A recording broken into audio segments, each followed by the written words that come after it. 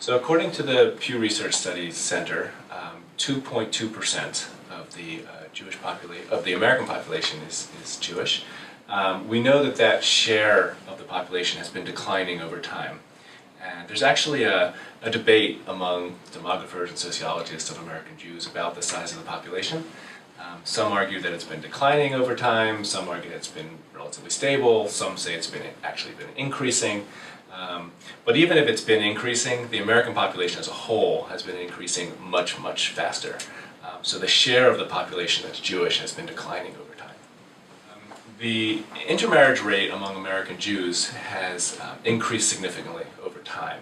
If we look at all American Jews today who are married, 44% of them are married to someone who's not Jewish. But if we break that out by marriage cohort, you see very significant differences. So if we go back and look at married respondents today who have been married to the same person since 1970 or before. So at the time of the survey, they've been married for at least 43 years. 17% of them are married to someone who's not Jewish. If we look at married Jews today who have been married, again, to the same person since the year 2000, so at the time of the survey have been married for 13 years or less, 58% of them are married to someone who's not Jewish. And it's a pretty steady increase over time. Those are the two ends of the marriage cohort spectrum, but it's a pretty straight line increase over time. And in terms of the implications, there's actually great debate about that.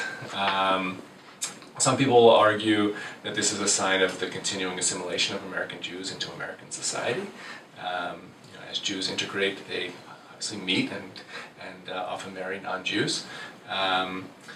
And the question really is, how are they raising their children, and what is their level of engagement themselves? We know that intermarried Jews are less engaged in Jewish life across a whole range of measures. They tend to raise their children less often as Jews and provide them with lower levels of Jewish education. But there is some counter-evidence that's emerging that the adult children of intermarriages, so the children of people who've been intermarried, in the 70s and 80s, that actually the percentage of them who are identifying as Jews is rising over time. So it may be that intermarriage does not have quite the negative impact that some people fear it will have. So in multiple ways, American Jews define their identity in multiple ways. From the Pew Research Studies perspective, there are two major groups, who Pew calls one group Jews by religion, and the others Jews of no religion. So Jews by religion are those who say they are Jewish because their religion is Jewish or Judaism. Jews of no religion are those who say they have no religion, or they're atheist or agnostic, but they consider themselves Jewish, and they have a Jewish background, either a Jewish parent or they were raised Jewish. There are very significant differences between these two groups. I'll talk a little bit about that tonight, but that's a major difference. Of course, people identify in all different ways. People identify with different religious movements, with different organizations. They identify as part of a cultural group, as part of a religious group, as part of an ethnic group. So Jews in general, it's very hard to pin Jewish identity down to a single element. It really is sort of a multifaceted set of identities. The American Jewish attachment to Israel, most people would say, has changed, particularly recently among younger Jews, towards less attachment and less sort of emotional attachment towards Israel compared to older cohorts of American Jews.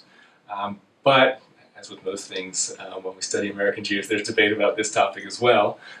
There are researchers who argue that levels of engagement haven't changed all that much, that they're pretty stable over time, and that it's sort of the type of engagement hasn't changed rather than the intensity of the engagement.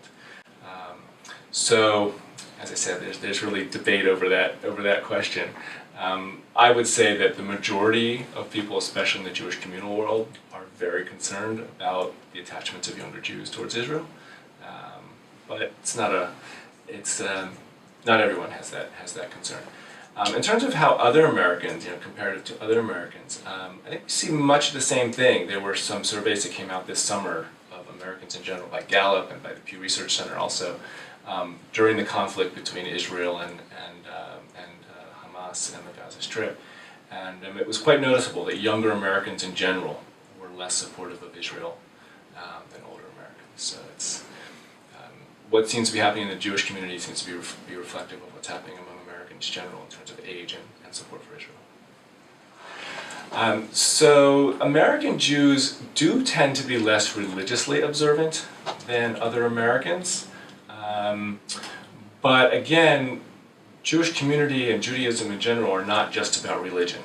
So especially when scholars study religious groups, and sometimes they use measures of religious attachment, like going to church services or going to synagogue services. Jews always score on the low ends compared to other groups, but you really have to look at other measures of Jewish involvement as well. Again, because Jewish community, Jewish life, Judaism is more than just a religion. So really, to get a good sense of American Jewish engagement with Jewish life as a whole, you have to ask about organizational commitments, you have to ask about friendship networks, you have to ask about feelings and travel towards Israel. So it's not just that religious component. If we narrow it down just to the religious component, Jews look like they're not religious or much less religious compared to other Americans. But if we broaden it out and look at sort of overall community involvement, then they look similar to other Americans. So Jews are actually quite distinctive in terms of socio-demographic characteristics. They tend to have higher levels of education than Americans in general. And of course, since education often leads to higher incomes, they tend to have higher incomes than Americans in general.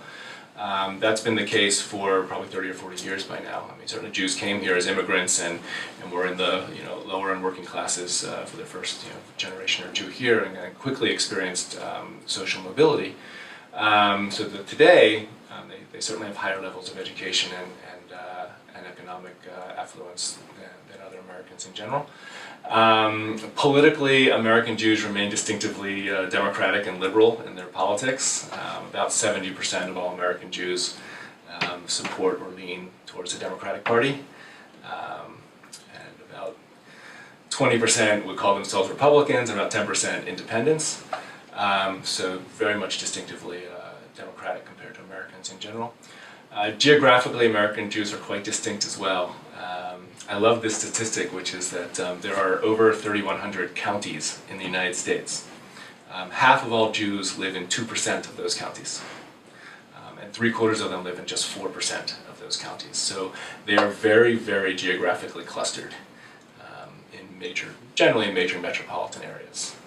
Jews and generally, as I said, Jews are quite liberal in their politics, much more likely to support gay rights than Americans in general. Though, of course, that whole issue is rapidly changing.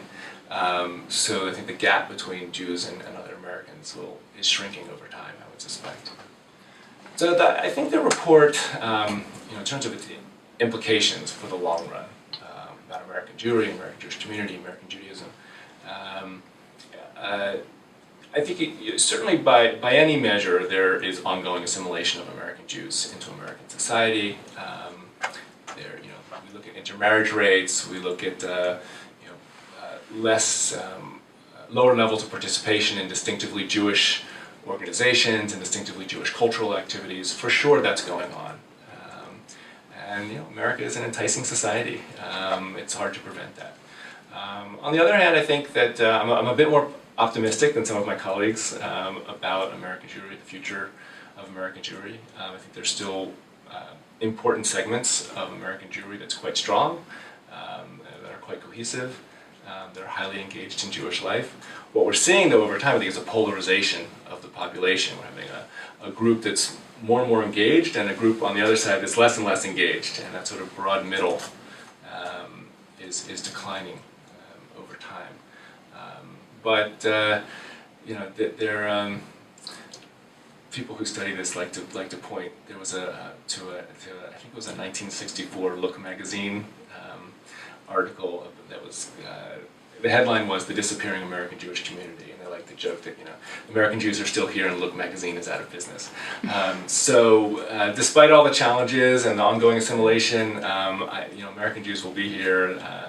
There will be some kind of community. I think the community obviously will change over time. There'll be compositional changes and changes in its characteristics, but there will always, I think, be an American Jewish community.